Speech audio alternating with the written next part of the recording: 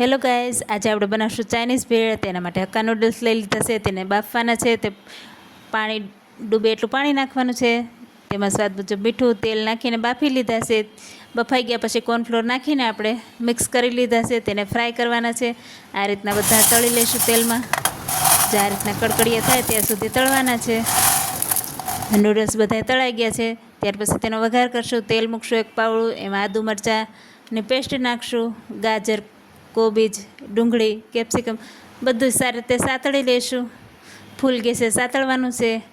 Soya sauce, chilli sauce, capsicum, ketchup, vinegar, સ્વાદ મુજબ મીઠું નાખશું.